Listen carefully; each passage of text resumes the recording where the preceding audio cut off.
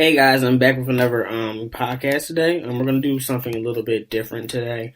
Um, we're gonna continue with like doing like the daily wavelength stuff like and that as usual. But I really want to focus on a topic today that I think is very important, especially for people in the creative arts. Um, and just speak on certain topics about that. And that topic is mental health. So I'm just going to be back in a few seconds and we can talk about this whole situation. All right, bye guys. Okay, guys, I'm back. So, like I said in the intro, we're going to be talking about mental health as the subject for this podcast today. I really want to focus on this, especially after seeing the kind of resurgence of creatives talking about their mental health issues after Mariah Carey decided that she wanted to be honest and open with her bipolar 2 disorder. So we'll talk about that. But first, before we get into all the stuff I want to talk about with that, my daily wavelengths for this week, I don't have any throwbacks, but what I've been listening to has been Eric Bellinger's Easy Call. This is his new album. That's just, I don't remember if you guys remember me talking about Intra X with him and Mila J and Tink. But that's one of my favorite songs off the album. There's another song on this. That's one of my new favorites is Dirty Dancing with him and Neo, which I think is a good song. Another good song is Not a Love Song with Mace. It's going to be very interesting for people that are Mace fans. He's doing something very different than you would usually think from Mace to do. But I think it's a really good song. Then the title, well, not the title track, but the first track on the album called Legs is a good song as well. So those are my favorite songs off this album. I finally did listen to the song that Tyler wanted me to listen to, suggested me listen to, the one with Sabrina Claudio and Khalid. I have to say, he was right. I really did like it. I like the vibe of it. It was very vibey. It's just a very vibey song. And I felt like their voices like really melded together in a perfect way. So shout out to Tyler for suggesting that, and shout out to Khalid and Sabrina Claudio. And also, if you guys haven't seen the live performance on SNL, was it SNL or I forget, or Jimmy Fallon? It was one of them.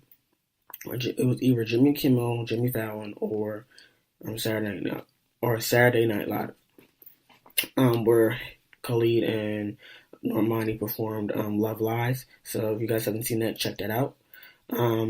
Also, what I've been listening to has been, I don't know if you guys watched the Fox show Star, but I'm listening to like some older music from the soundtrack, but the main song I've been listening to now is a song called It Wasn't Me from this current season 2. It's a very upbeat song, and I really just like the vibe of the song. And then I've been listening to Shantae Moore has released a new EP. The main song I've been listening to mainly is a song called Thank You with June's Diary. I don't know if you guys remember who June's Diary is from. The show that Kelly Rowland, Frank Gatson, Stevie Mackey was on this as well, helping them with their voices. It was a show on BET called Chasing Destiny, and that's where they found artists like, I forget all their names. I'm sorry, my brain is like blanking right now. But they created a group called June's Diary. They all started from that show called Chasing Destiny. So they are featured on this song with Shantae Moore, and it's a very good song. The harmonies are great. Shantae Moore sounds great on this as well. It's like true R&B. I like the concept of it. It's a very interesting concept. So I want you guys to actually listen to it. It's very different from what you would think it would be saying. So I think it's a good listen, especially for people that love R&B. So check that one out. But I don't have any throwbacks, like I said before. So I just want to get straight into the topic of mental health. So I'm going to start off with, since I was talking about Mariah Carey, let's get into the exclusive that she did for People magazine. So I'm just going to get into this article real quick and just read out some stuff and do some comments about what I'm reading.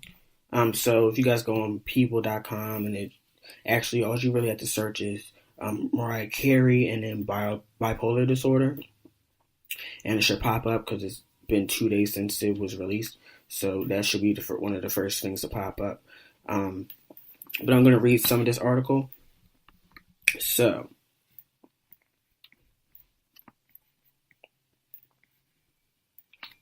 it starts off saying, in this week's People cover story, Mariah Carey reveals for the first time her battle with bipolar disorder. Although she was first diagnosed in 2001 when she was hospitalized for a physical and mental breakdown, I didn't want to believe it, the superstar singer-songwriter tells People editor-in-chief Jess Cagle. Carey says she finally sought treatment recently after the hardest couple of years I've been through, years of professional upheaval and a reality show and romantic drama. Until recently, I lived in denial and isolation and in constant fear someone would expose me, she says. It was too heavy a burden to carry, and I simply couldn't do that anymore. I sought and received treatment. I put positive people around me, and I got back to doing what I love, writing songs and making music. I'm continuing on with this article. And again, you guys can research this yourself if you guys want to get look at it for yourself. Let's go on. So it says she is now in therapy and taking medication for bipolar 2 disorder, which involves periods of depression as well as hypomania, less severe than the mania associated with bipolar 1 disorder, but can still cause irritability, sleeplessness, and hyperactivity.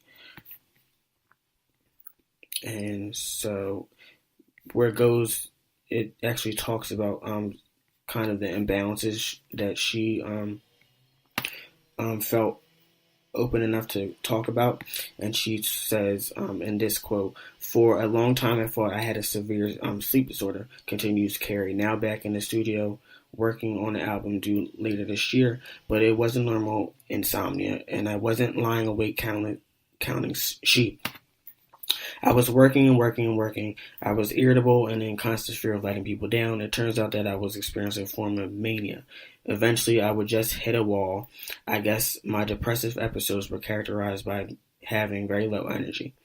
I would feel so lonely and sad, even guilty that I wasn't doing what I needed to be doing for my career. So it keeps on going, and she just keeps on talking about how she wants to get rid of the stigma that is associated with mental health in the world and just the community at large.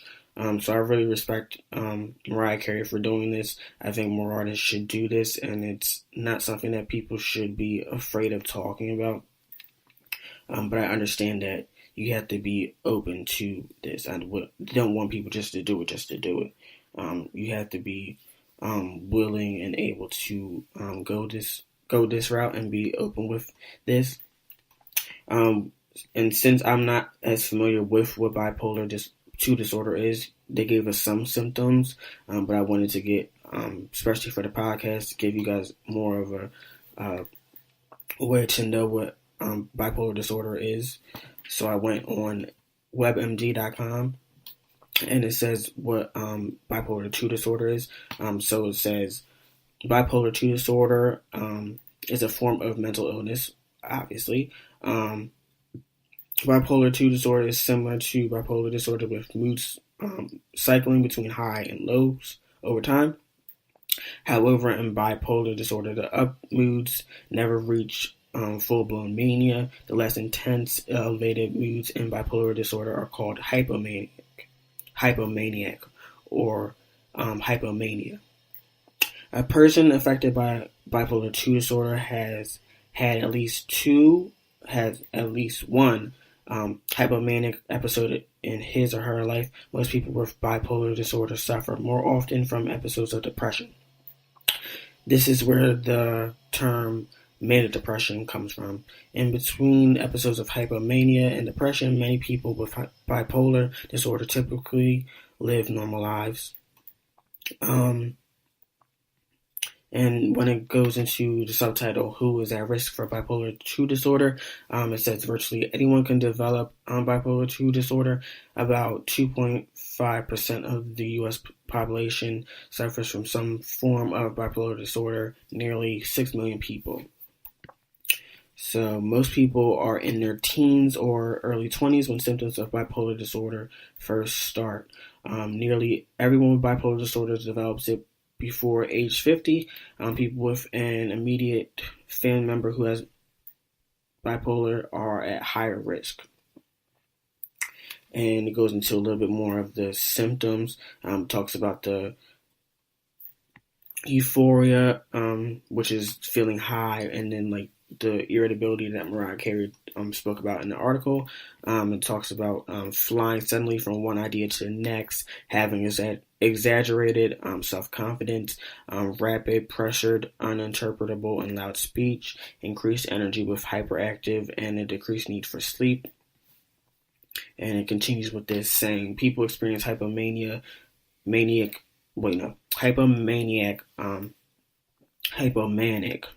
actually, let me pronounce it right, episodes are often quite pleasant to be around. They can often seem like the life of the party, making jokes, taking intense interest in other people and activities, and infecting others with their positive mood.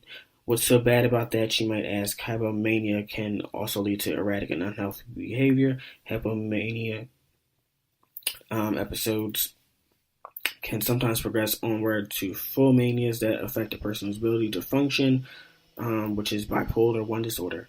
In mania, people might spend money they don't have, seek out sex with people they normally wouldn't, and engage in other impulsive or risky behaviors with the potential for dangerous consequences. There's 3 more pages that are part of this on WebMD, so if you guys want to get more of an insight into that, we can talk about that. But what I want to talk about, I'm going to stop here and just give my reactions to when I first heard about this and how I feel about. Like I said, I'm very proud of Mariah Carey. If you've been listening to this podcast, you know I'm a huge fan of hers.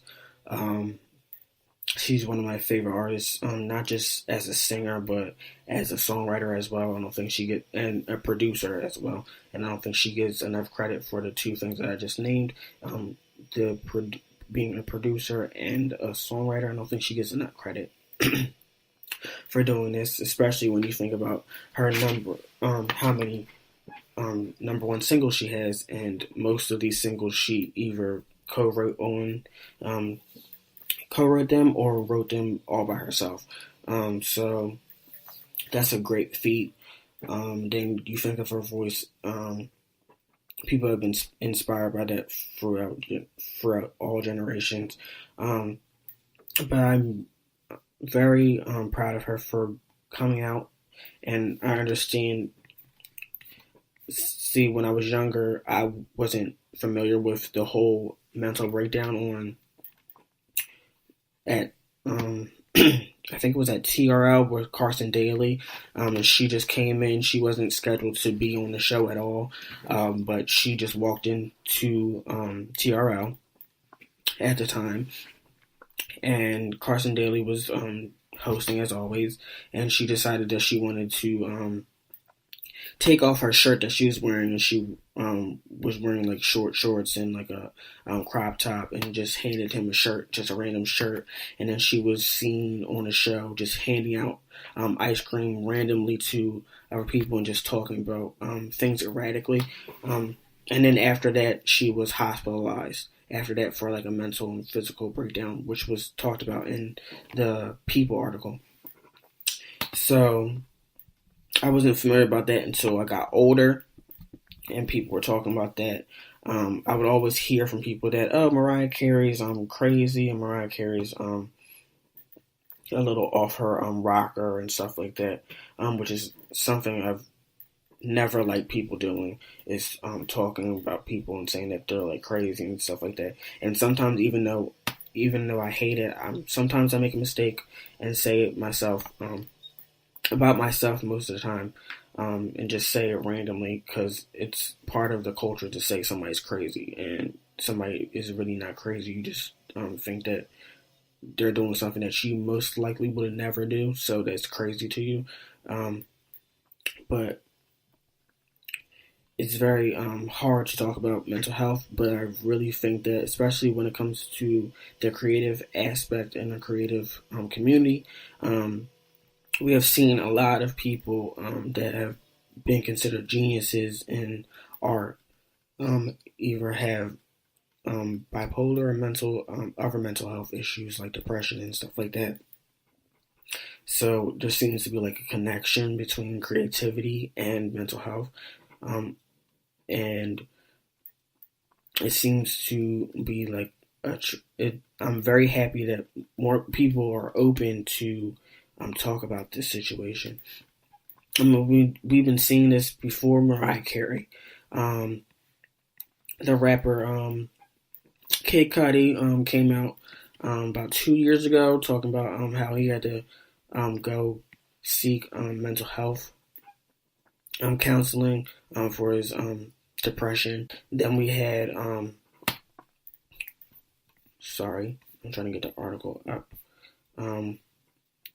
We've seen recently as well, a year ago when Kanye West was hospitalized for mental health issues, and we've seen that he had like a regular weight gain that unfortunately people were making fun of him about while he was going through these issues. From what it seems, Kanye West has been being treated for that and has been doing well. If you guys are fans of Tiana Taylor, he's actually producing her whole album that's supposed to come out this year. She wants it out before people start doing cookouts, which is usually July, August, around that time. So if you guys are fans of hers, you should stay tuned for that, as I am. But we've been seeing this throughout the past few years that mental health, especially, and artists have been more open with sharing their dealings with depression and other mental illnesses and mental health issues.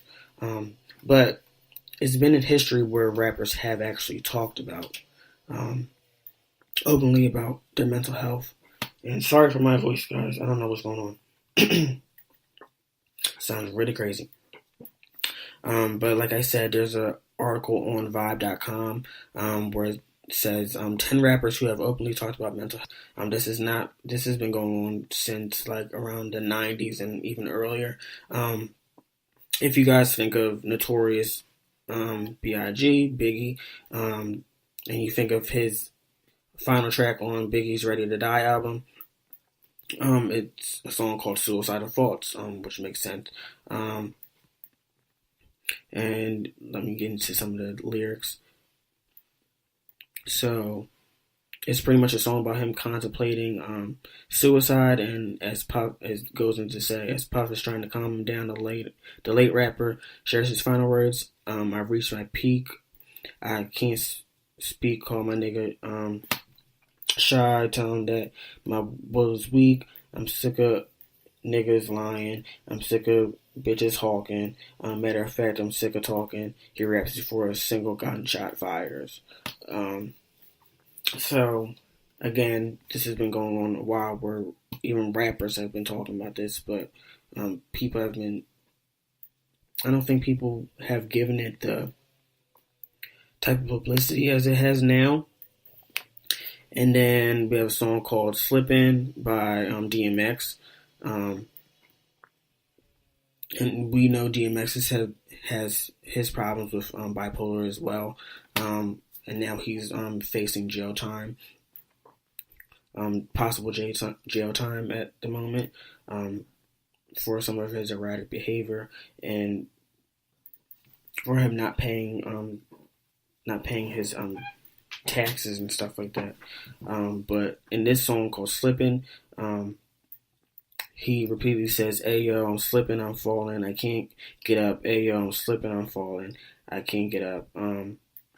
So and for the hook, that's pretty much the hook, and it repeatedly says that. Then we have Kanye West with "Click." It talks about after the death of his mother, Donda West, in 2007. Kanye was visibly a mess. He often cried during his performances of Dear Mama during his 2008 Glow in the Dark tour, and in 2012 he further revealed that he had suicidal urges, and says, this is a quote, "Went through deep depression when my mama passed. Suicide, what kind of talk is that?" he raps.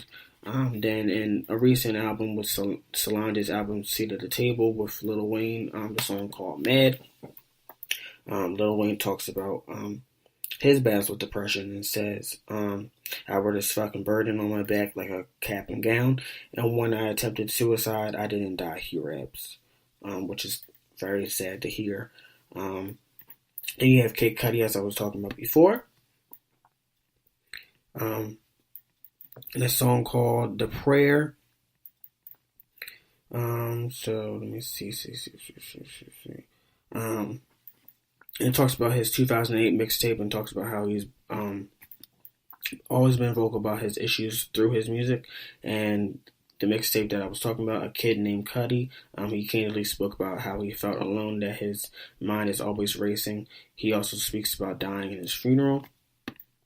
It's very dark and suicidal. Kendrick Lamar's album "To Pimp a Butterfly," he talks about he addresses mental illness as well, and how he was dealing with depression ever since an adolescent in the song called "You." And it goes on to Joe Budden, "Only Human" with Imani, which is an artist that is associated with Joe Budden and is actually a great artist. You guys should check out his EPs and his album on iTunes and Spotify and stuff like that if you guys want to listen to that. And he's always been somebody that talked about, Joe Budden has always been somebody advocating for mental health in hip hop. And then you go to somebody in the newer generation, which is Logic, who has talked about his battling depression as well in his song "Anxiety" with Lucy Rawls. That's on Spotify as well if you guys want to check that out. Isaiah Rashad, another newer rapper, on TDE. On his 2016 album, he addressed his battles with alcohol and drug addiction and anxiety. And it's called "AA." And his name is Isaiah Rashad, if you guys didn't catch that. And then going back to some older people from back in the 90s, like I was talking about, Scarface, "Mind Playing Tricks," 94. Excuse me. And this track pretty much is just talking to his fans about his diary, revealing his struggles with anxiety, depression, and suicide. And the lyrics are, "Dear diary, I'm having a little trouble with my mind state. How many bullets would it take to change my mind? Wait, sometimes I want to end it, but I don't though. They tell me to see my pastor, but I don't go," he raps. So we see that, again, there seems to be a connection between creative artists and mental health issues, such as anxiety and depression, and them having either bipolar and stuff like that. We even see it in the entertainment industry, even with TV. Especially if you guys watched growing up, Two and a Half Men with Charlie Sheen. He's has bipolar disorder. Jennifer Lewis, who's on Blackish but has been in movies and had been in movies throughout the Black community for a long time. Has written a book about it that came out about a year ago. She expresses her bouts with that and talks openly about it. And even in interviews, you can tell that she definitely does have it, even though she's medicated. She can go from one point to another, which is part of the symptoms of bipolar disorder. But it seems that in creative places, like I said, and keep on repeating that there's a connection. So since there's such a connection, I was trying to find some articles about the connection between sorry, my computer is acting up today. I was trying to find some articles talking about the connection between mental illness and creative aspects like music, and trying to find that. While my computer is acting up, I'll just talk a little bit more about my thoughts and what I recently and the recent interview I had with Tyler. We were talking about kind of, and this is one of the reasons why I feel there's such a connection between creative and mental health, because pretty much when we create art, especially if you're a songwriter or you're a musician or just an artist, period, when you create something that you put time in, you put a lot of care into, and then you present it, then what your goal is to produce this product and then spread it out into the world. We see that artists have even said, like Erykah Badu, she's been like, a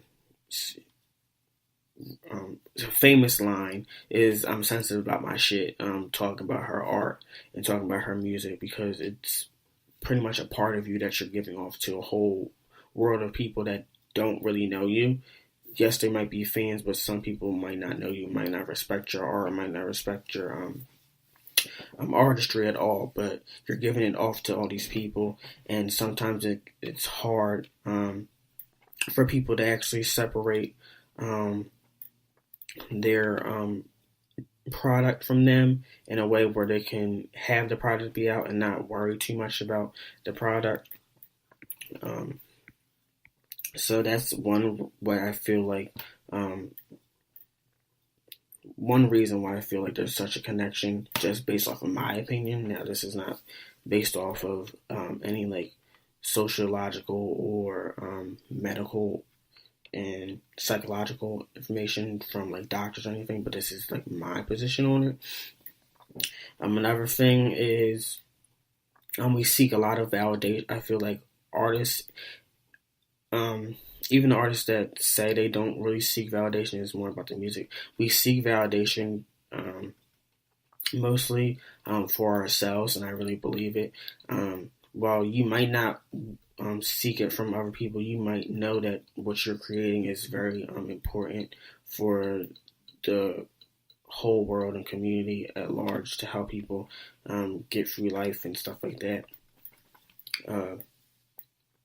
When you're sending it out, you're seeking a response from people. You're seeking a positive response, because you'll hear that certain artists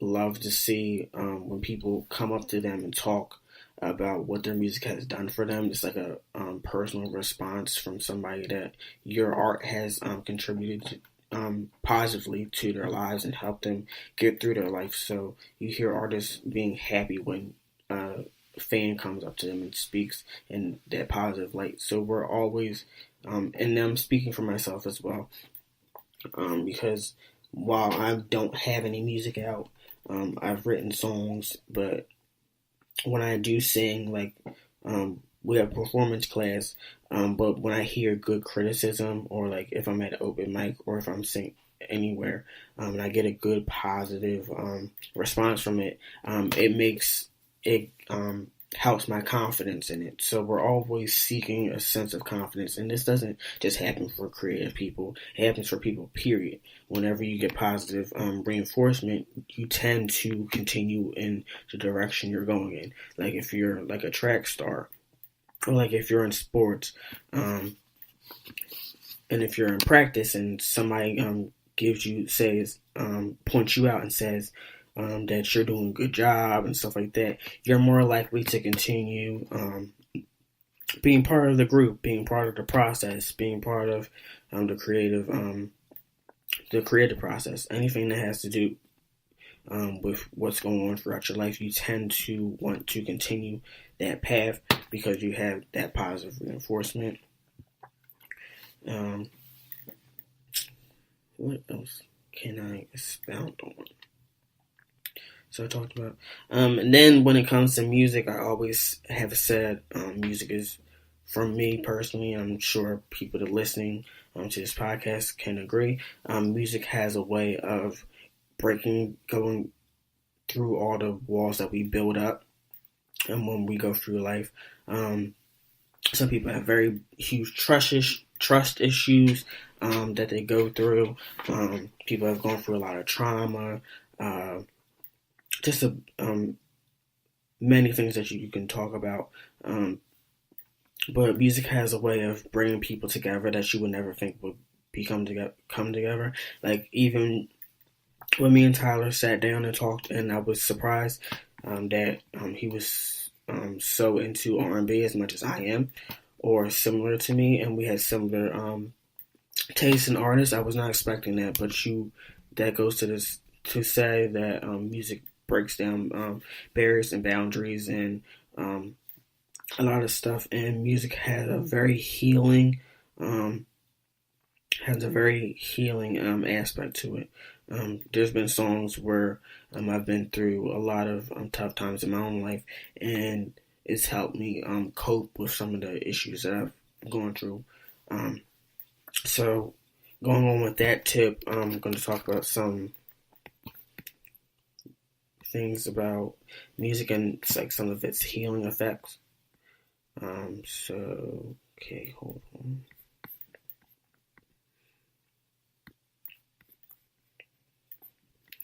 Okay, so what I was talking about is music therapy, and what, if you guys don't know what music therapy is, here's what it is. Music therapy uses music to address a number of emotional, cognitive, and social issues in people of all ages. It's often used with people who have disabilities or illness, but the healing benefits of music can be enjoyed by anyone and at any age. The process of making and listening to music can provide a channel for communication and expression that go beyond what is easily expressed in words. According to the American Music Therapy Association, music therapy is the clinical and evidence-based use of music interventions to accomplish individualized goals within a therapeutic relationship by a credentialized professional who has completed an approved music therapy program. And all right, so it goes into some of the facts about how it's taught and what it actually is used for. So let me get into that. So how did music therapy begin? The connection between music and emotion has long been acknowledged, along with the ability of music to influence both mental and physical health. Talks about like philosophers like Plato and Aristotle all wrote about how music affects health and behavior, and Aboriginal tribes from all over the world have used music as part of their healing arts. Music therapy as exists today began in the 1960s as scientists and doctors began proving the healing power of music with clinical trials. In 1970, New Age music emerged as a genre of music without recognizable harmony, rhythm, or melody that is used for yoga, meditation, and relaxation. Now today, music therapists work in a variety of different settings, including hospitals and clinics, schools, substance abuse centers, nursing homes, and private practice. and it goes into the jobs of these music therapists. If you guys are interested in this, this is another job for people that are interested in music and how it can help our community in a different way from being just an artist or making art and stuff like that. They work in either one-on-one or group settings to help clients work through their problems in a nonverbal musical way. The therapist may begin by playing a tune, him or herself, and then invite the client to join in or respond with their own instruments. The therapist may also ask the client to listen to relaxing music to soothe stress and anxiety.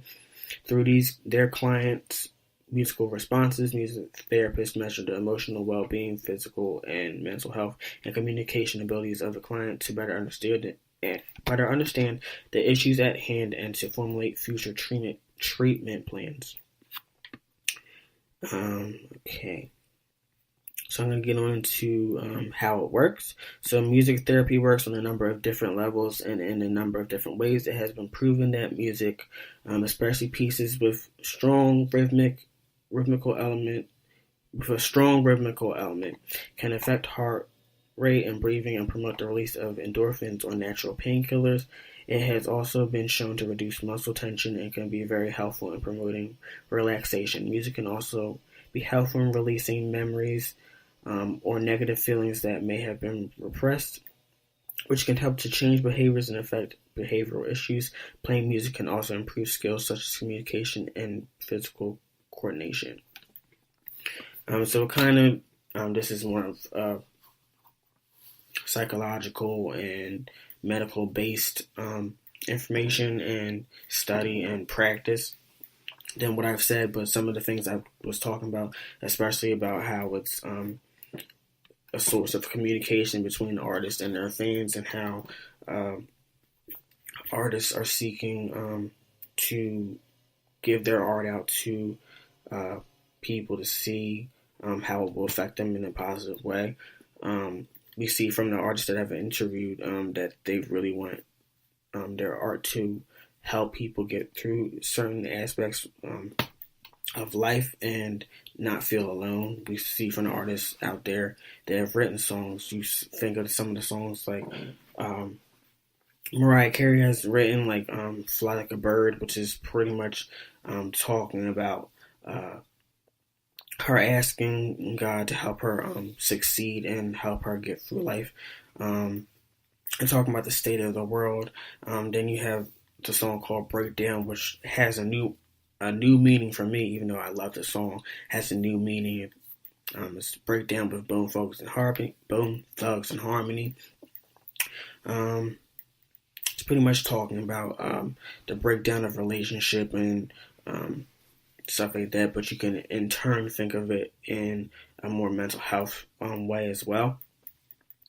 So you can see that connection between music, and it's interesting as I read this and to read that that some of the thoughts that I had before were actually true about how music can really heal you and help you release some of the trauma and some of the various issues that you don't like to talk about personally in front of people, but you can get it done through therapy, and it can help release these things and can benefit you in a healthy way. So, let me see, there was another article I wanted to do, but if I can't find it, let me see if I can find it. Alright, so while I'm just going to take a little break for this, guys, I'll be back with another article, and then I'm going to get a little bit personal and talk about some of the stuff I've been through, just to make sure that you guys don't feel, I just want to make sure that people listening to this don't feel alone, because we all go through life in different ways, and we should all support each other. So I'll be back in a few minutes with another article, hopefully, and I'll see you guys in a few minutes. Hey guys, I'm back. So I couldn't find the exact article, but I just wanted to get back and just talk to you guys about some of the stuff I've been through personally. So I kind of talked about it in a way with when I did the podcast with Eric and Mackenzie. Their artist names is Ken the Lyricist and Javon is Eric. But we kind of talked about some of it when it came to our school and kind of the environment that we were placed in, especially with kind of the self-esteem aspect. But from a young age, I've always been a quiet person, which is very interesting with now that I'm like posted on social media and doing YouTube videos and then doing this podcast period, and then me being a singer and dancer. It's kind of interesting that I'm so like pretty much introverted. But I've always been very quiet and stuff like that. But throughout that time, growing up as a child, I've been bullied pretty much all my life. So that really affected some of my self-confidence. It sent me, I wouldn't say, it's hard to say if I could say that it was like depression at a young age. But I often wouldn't talk. I didn't talk to my family members at all.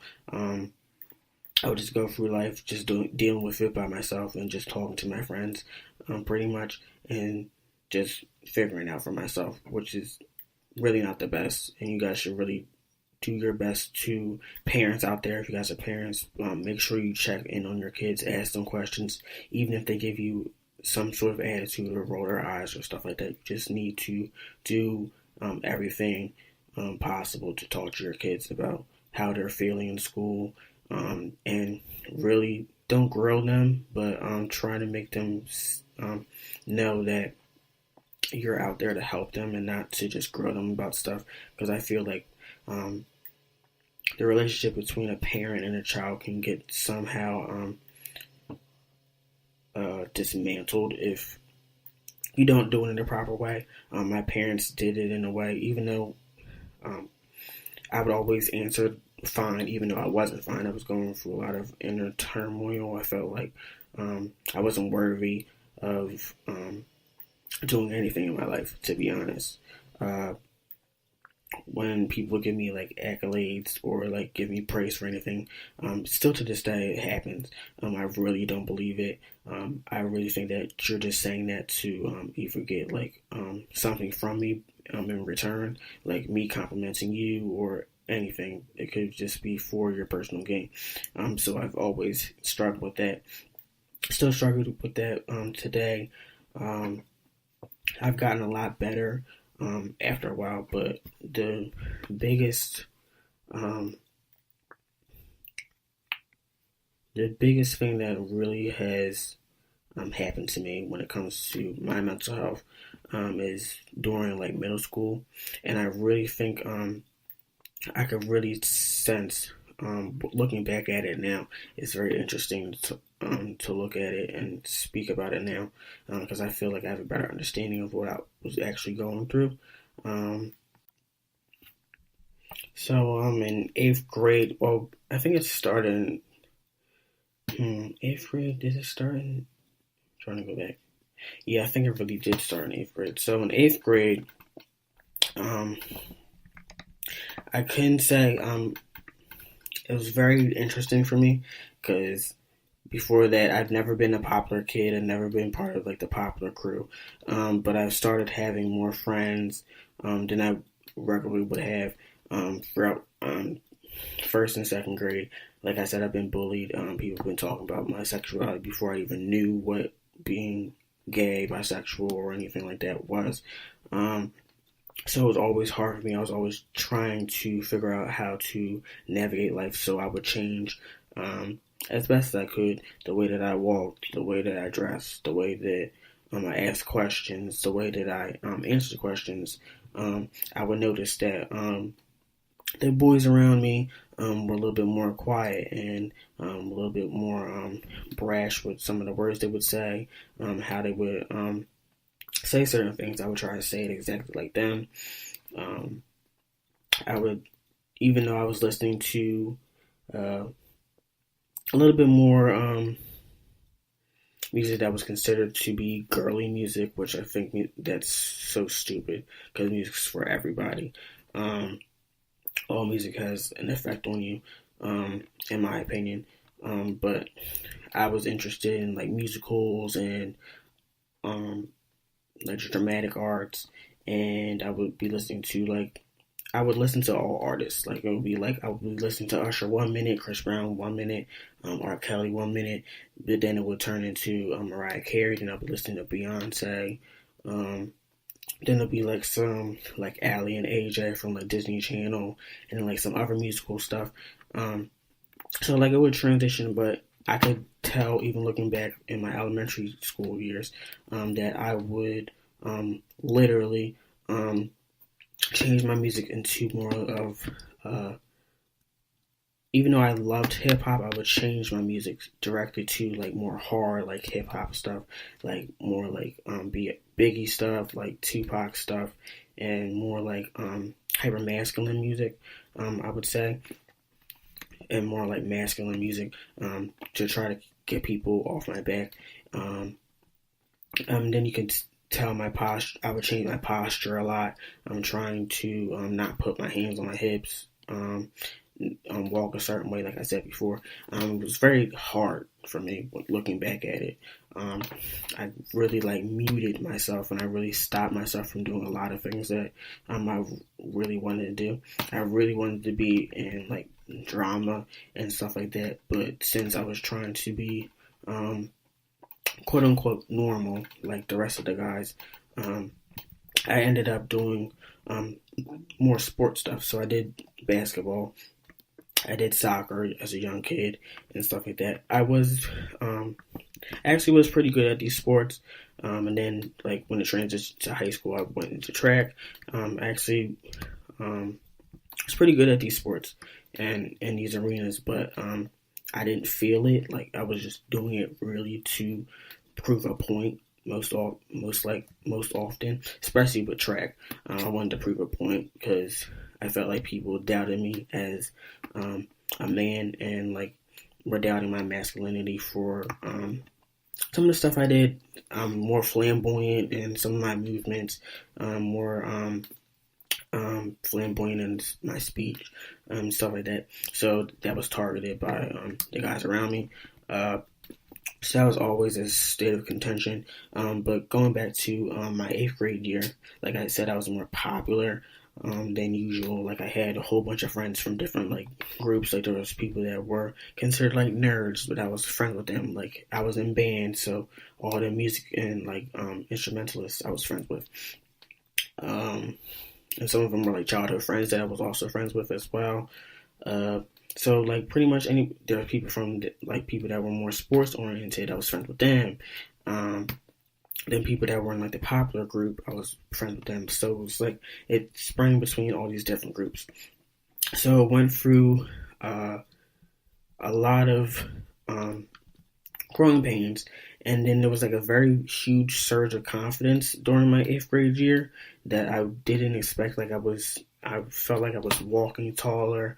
I even got comments from one of my friends during that time, BJ, some of my other friends as well, that I was just walking a little bit taller than I normally would.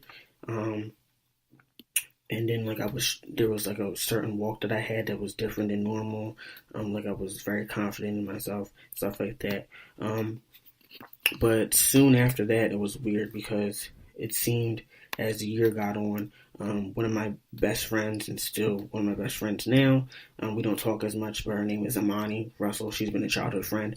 My friends listening to this will know exactly who that is. They're like Amani is pretty much my sister when you think about it. So she had to move during my eighth grade year, so that really like affected me a lot. So after that, and then after that, there was. Sorry, guys, I'm yawning.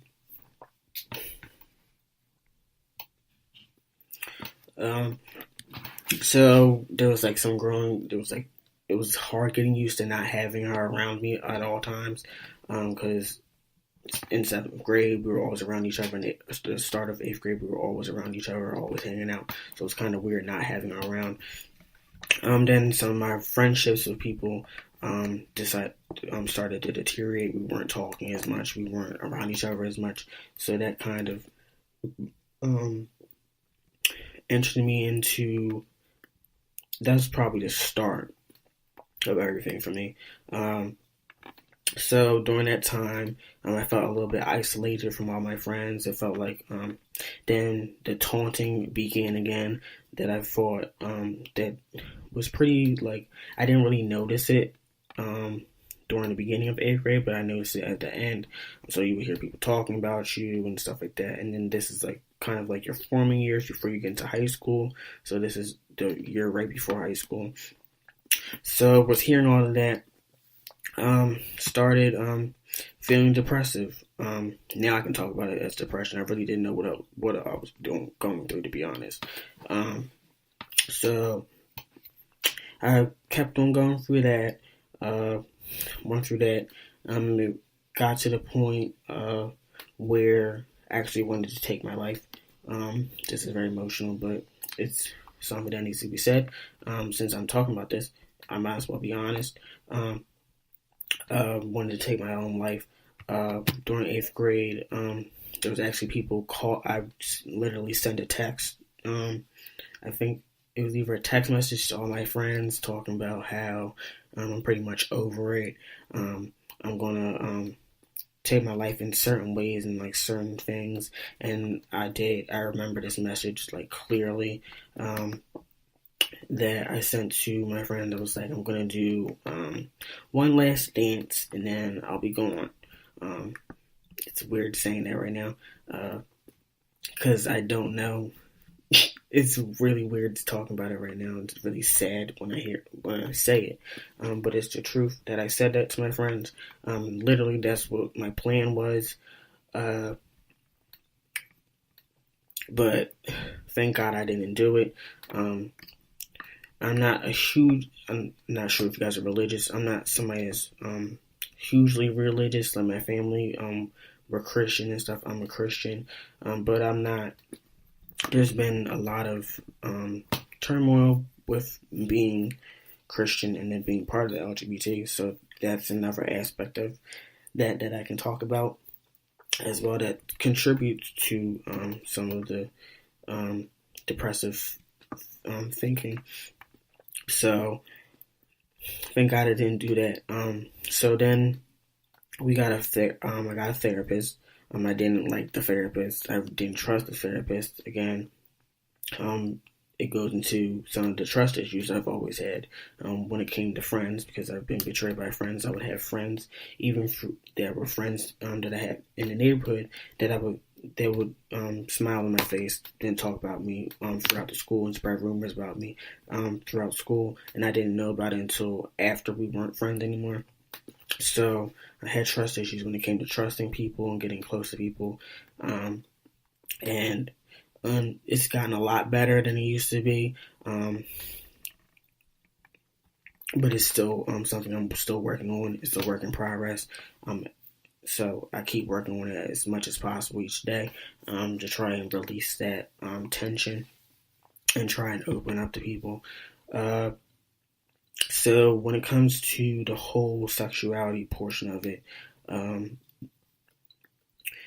when it came, especially in elementary school, the reason why I look back at it, since I didn't know exactly what being gay, bisexual, or anything like when it came to the sexuality spectrum, I didn't know exactly what it was, but it seemed like being gay or whatever was a bad thing. So I didn't want to be that naturally, since it seemed like people would laugh at you if you happened to show stereotypical gay or bisexual or any like kind of traits like that.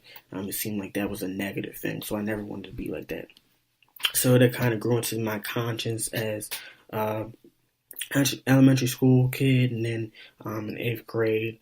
And eighth grade is actually where I really started to notice that I not only was attracted to girls.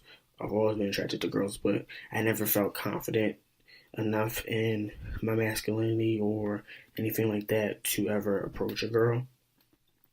Um, ask a girl out because I didn't want to get rejected and then had the thought or feeling or just hear, oh, I thought you were gay, I thought you were this and da. So I didn't even want to go to that point and even ask a girl out. But at this point, I noticed that I started being more attracted to guys as well. So it was very conflicting for me because I was like, I'm still attracted to guys. I mean, I'm attracted to guys, but I'm still attracted to girls as well. So that was conflicting for me, and I didn't have the proper information about what a bisexual man or pansexual man was.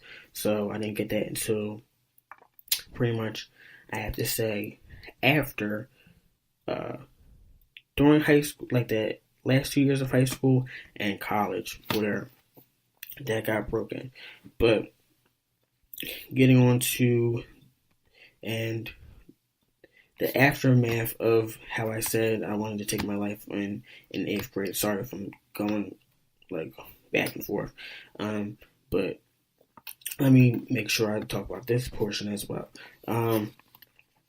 After this, the therapist did, like I said, I didn't really like the therapist. I didn't have trust issues, but when it came to just speaking about the issues, just having somebody to just talk to, um, those I forget exactly what days, but it doesn't really matter. Those days that I was at the therapist, uh, just having somebody that's just to talk to and just talk, just to get some of the anger and some of the anxiety out of it. Like, I would just talk about school. I wouldn't go into too much deep stuff, um, because again, I didn't trust them. But I could tell that it was helping me cope, even though I wasn't talking directly about my issues. It was helping me cope with my issues. So I'm very appreciative to my parents uh, for doing this for me. And even though I didn't want it, because I didn't think I had a problem, but looking back at it, I did have a problem. Um, so then it continued on. It continued on through high school as well, but it wasn't as, I wouldn't say it was as I wasn't as triggered into suicidal thoughts as before. Now it was pretty much anger. So all of my energy wasn't like, I wasn't gonna give you the satisfaction of making me feel less than. So literally everything that somebody would say, I would have a comeback for. I would be ready to fight anybody throughout high school. You ask some of my friends that were high school friends. I even had friends tell me that, especially when I would do this, that I would scare them, which would scare me. And now I try to stay in very as much positive environments as well, where people are accepted for being exactly who they are and stuff like that.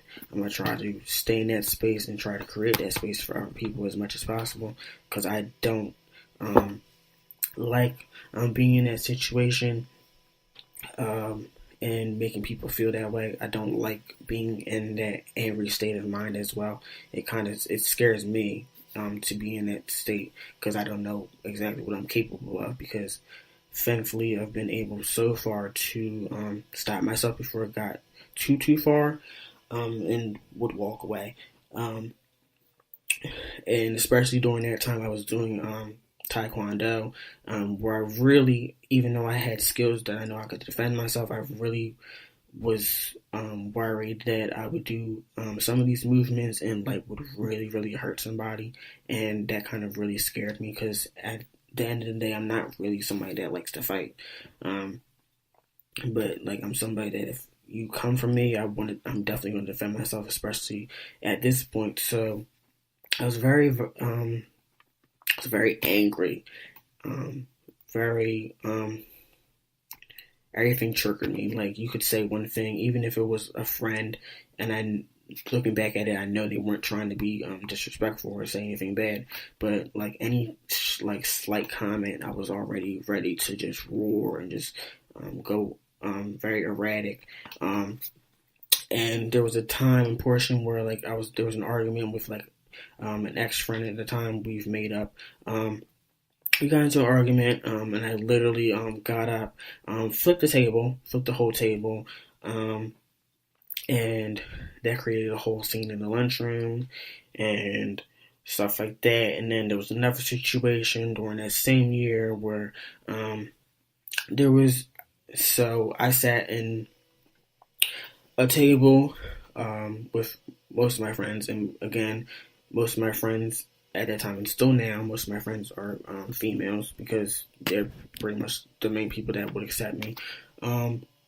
Being around them, even though some of these girls would talk about me behind my back as well, but again, like I said, mostly girls would accept me and I would be around them. So I have more female friends than I have guy friends still to this day. So that's where I felt more comfortable. So I was the only guy sitting at this table.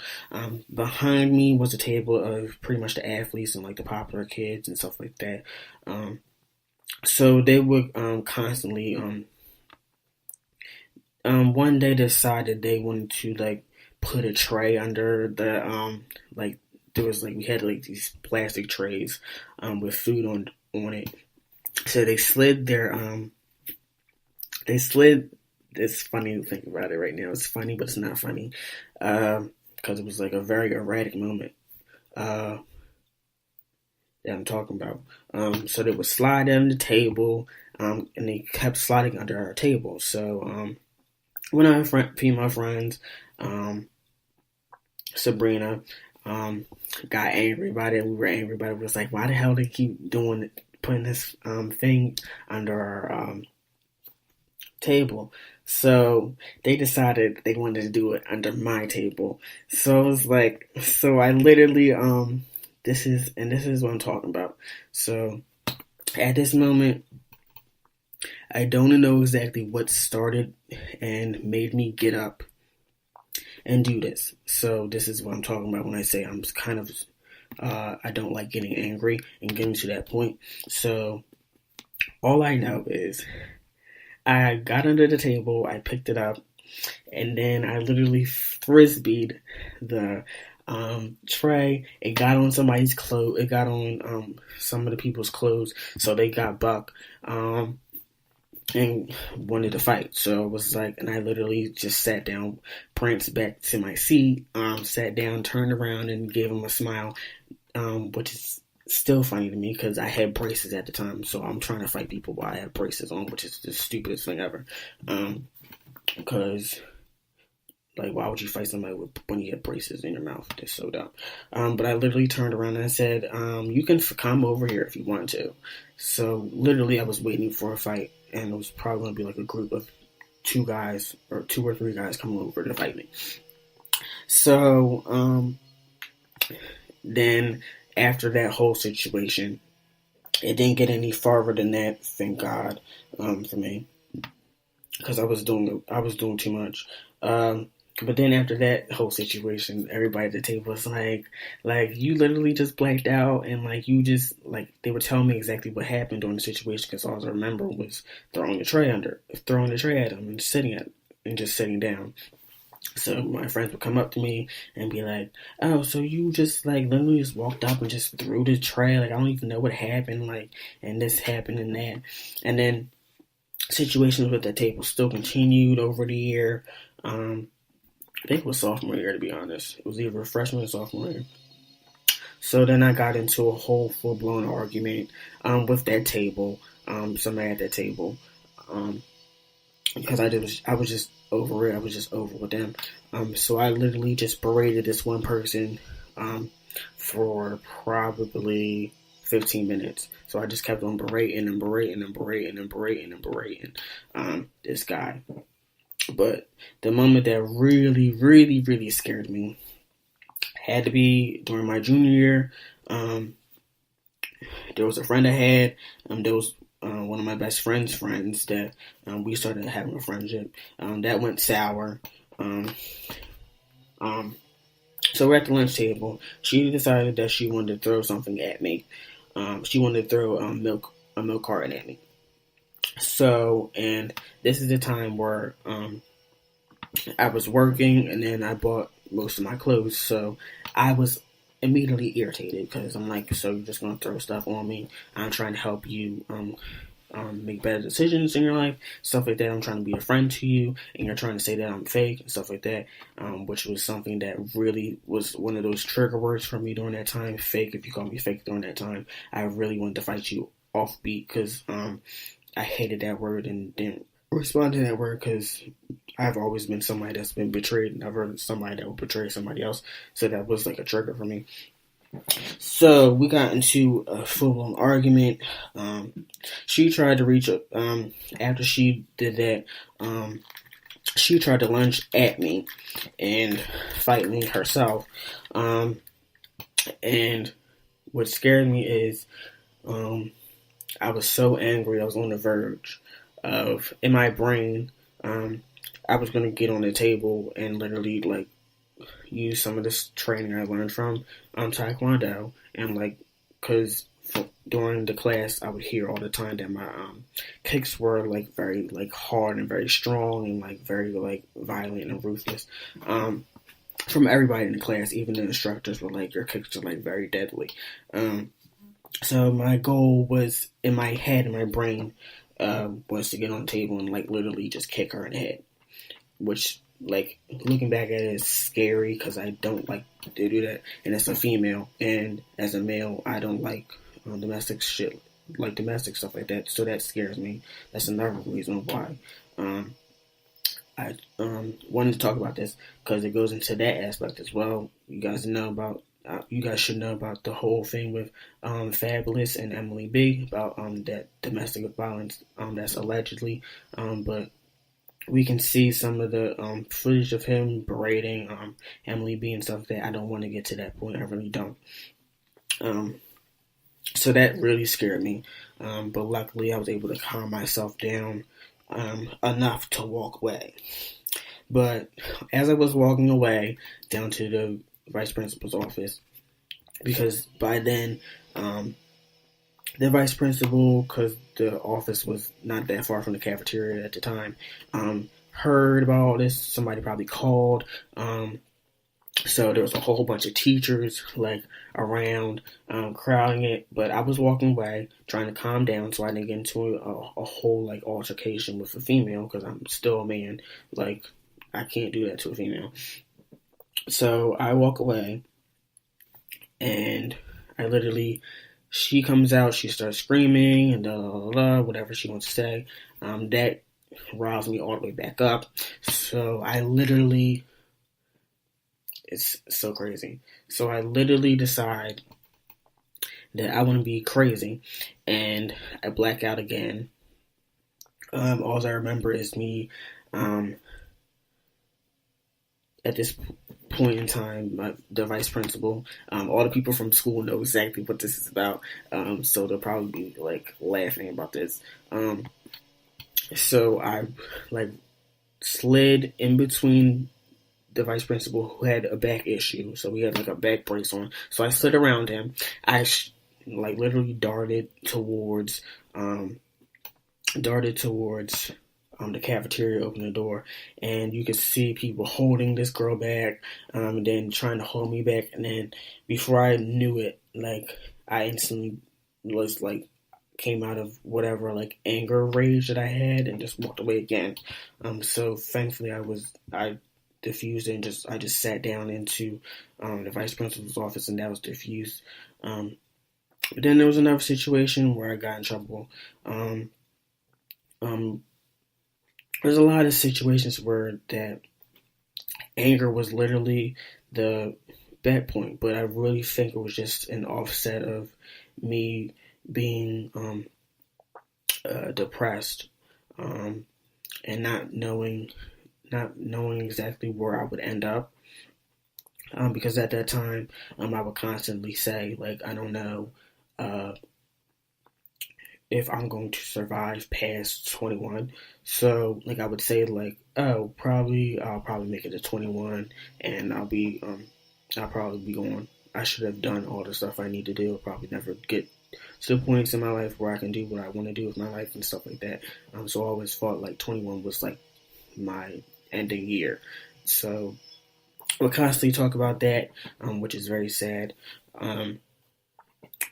So now let's come to the ending of that, but going into senior year.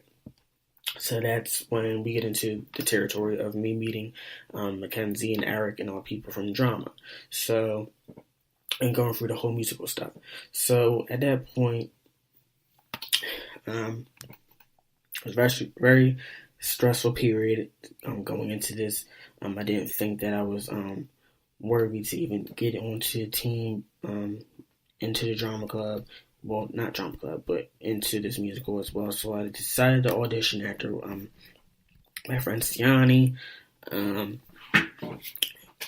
got into wanted me to audition, so I decided to audition. So I pretty much failed the audition for because I was auditioning for Seaweed's character. I was so nervous. Like I did everything perfectly in like my house, and like I was practicing on the side, making sure my parents did not listen to me because I didn't want them to know that I was even doing the musical. Because I didn't want like the pressure of knowing that they were rooting for me and stuff like that. So if I didn't get it, they would be like upset and stuff like that. So pretty much bombed that part. But before that part, there was a choreographer that we had. Her name was Paula. She's still at our high school. She should still be at the high school when it comes to being a choreographer for us. But I've always been somebody that was like, I've always been a dancer since I was a little kid. That's pretty much the main time I got compliments from people, and especially the people that were talking about me. And they would come up and compliment me, and that's again where some of the trust issues formed from, and me not believing in compliments stems from that. So I got compliments from that. So I was on a high from that. I'm thinking that I was going to do very well. But then I remember this so clearly. It's funny. And it's so funny that's like 5 years. How long has it been?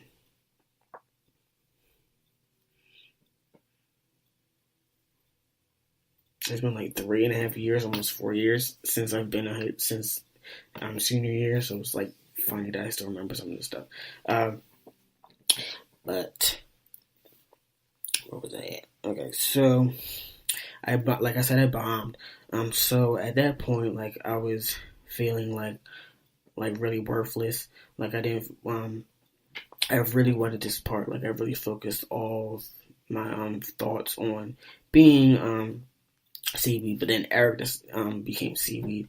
And at that time, I wasn't like really close with Eric, but over the course of time, we became close to where we're as close as we are now. And throughout the whole process, so Siani's like one of the main reasons why I continued to play, because I didn't want to be part of the ensemble. I didn't want to do the play at all because I wanted that one part. And I was like, if they're not going to do that, then I'm not worthy enough to be a part of the ensemble. So got into some of those self-doubt and insecurities that I had, and like some of the depressive thoughts were there as well. But Siani helped me get into place, so I decided to do it and continue. That's where we all met up. And I still have friends from that group till today. Siani, who was a childhood friend anyway, then Eric and Mackenzie, and then some of the other people that I've met. We still have a connection today. So if I see them, or if I see them on the internet, being like doing whatever they're doing, we all either comment on each other's posts or stuff like that. So there's a connection between us that you can't remake, because going through a musical and doing like a production that where you're literally around people for like months trying to create a product that you hope will be received well, really bond you together. So that's why we're so close to this day, I think. So then it comes to college, and now I'm much better. Still, so my confidence is still low. So this is during community college. This goes into some of my thoughts about being somebody that has never been a selfish person. I've always been somebody that always wants to make other people happy, which has not been always to my benefit. So I started off scheduling a whole bunch of business management classes. So I thought music was always a part of my psyche. It's always been something that I've been good at and something that I wanted to actually do for the rest of my life. But I decided, because I wanted to make other people happy in my life, that I needed to do like something that I could definitely get a job off of. So it was like business management and a whole bunch of business classes. And there was only one class that I had. I was like, if I'm going to do all these business classes, I at least have to have something that's musical to make sure that I stay sane. So there was it wasn't my drama class. It was my music theory class. It was my music theory class or my theater class. It was a music class. Let's just say that. I forget exactly what class. But this is how it happened. So I got into this class, and immediately I felt like I got emotional after this class, and I was like, I don't know. I kind of felt like I was missing a piece of myself. So I immediately transitioned. I immediately stopped and re-registered and switched my major to music. So that's how I got into the whole music vein, and then started the culture club. Well, not culture club, but our what was it called? Music Society. That's what it was called. So that's where we would like perform and stuff like that. So I started performing, gaining more confidence in my performance and singing abilities, stuff like that. Met some new friends that we're still friends today. Some that are very talented. Some of my friends, that's where I met Brittany. There, probably in the second year. Met in an art appreciation class, and then we were friends after that.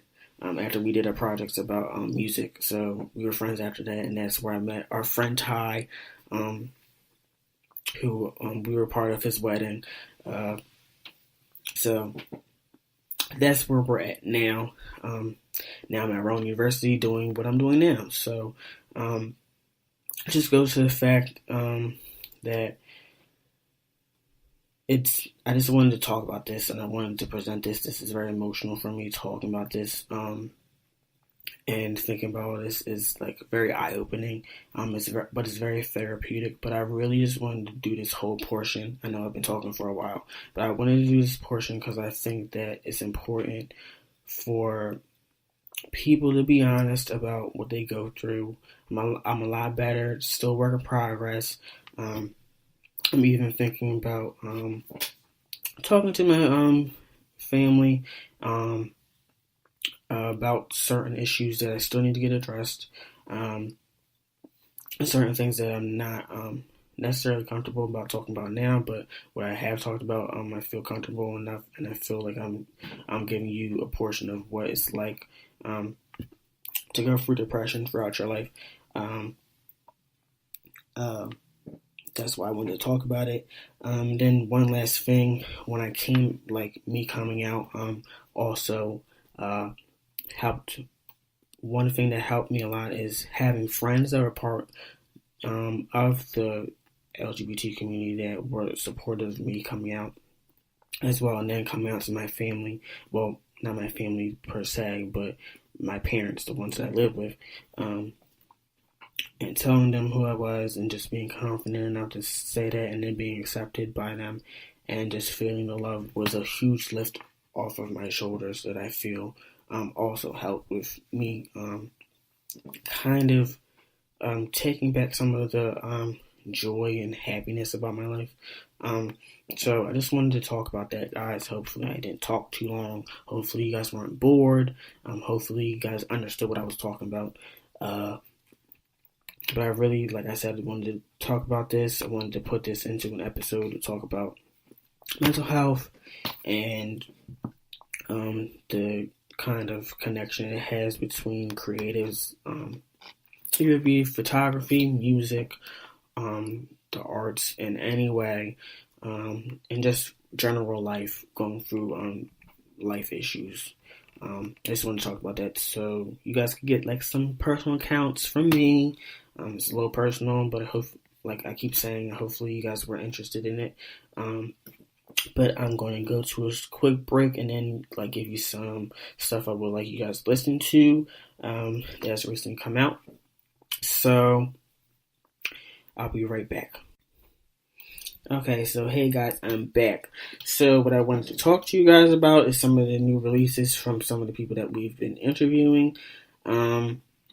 So Andorra has finally released, the mixtape has been released, his self-titled mixtape. It's going to be, from what I remember, it's going to be on Spotify and SoundCloud and all those other places.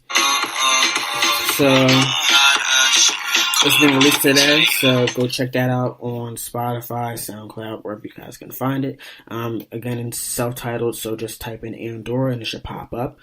Again, it's just been released and I haven't got a chance to listen to it, but from what I've been listening to his other work, I'm sure I'll like all the songs on here. If you guys have been following Ron Music Group on Instagram and stuff like that, they've recently released 2 EPs, and let's get into exactly what this is. Hold on. So, hold on one second. Okay. So, there's one EP called Dance Party EP. This is all that was the first EP, and that was released on SoundCloud, Audiomack, and Bandcamp. So if you guys want to listen to that, you guys can search that.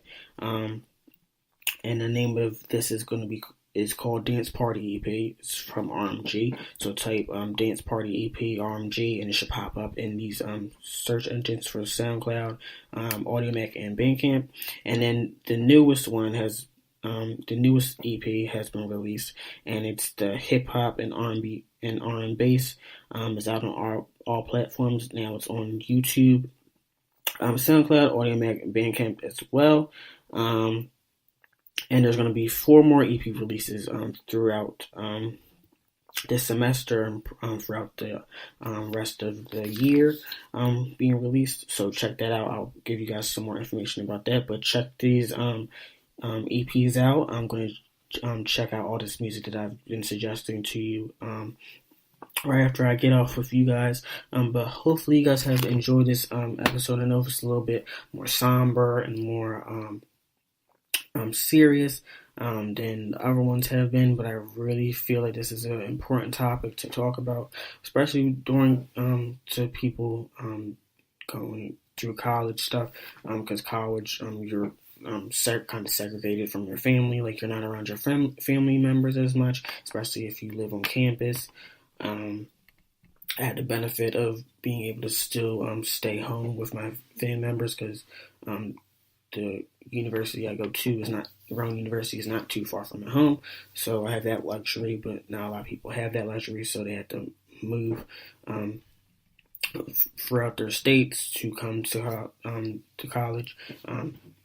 So it can be a daunting task and be an emotional task sometimes for you. So hopefully you guys appreciated this.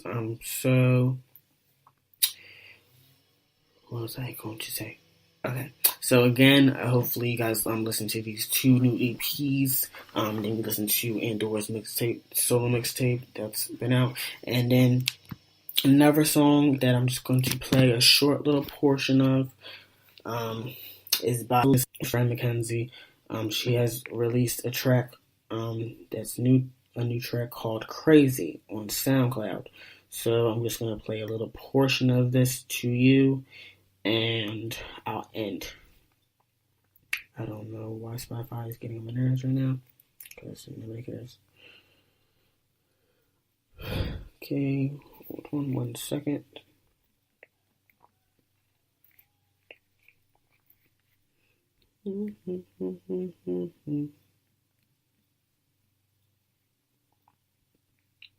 Okay, so here's the song, guys.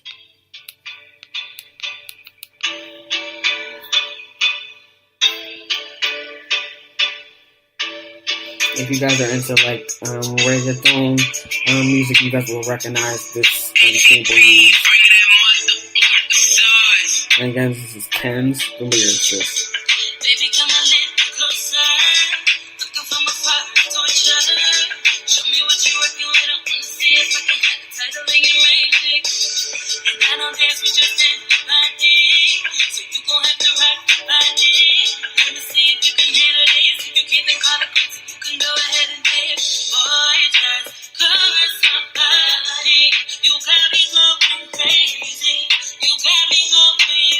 So that's a little sample of Crazy by Ken's the Lyricist, as I said. So please check out this music, guys. And as always, find local artists around you. Find any creative, like a photographer, a dancer, choreographer, anything that's part of the creative aspect of life, and help support them in any way you can find possible. If you know of people that need a photographer, suggest a photographer you know to these people that need a photographer.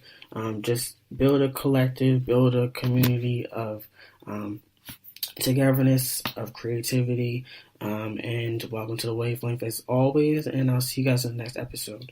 Hopefully I have somebody to interview that will be interesting for you guys for next week, but as I always say, welcome to the Wavelength. Bye, guys.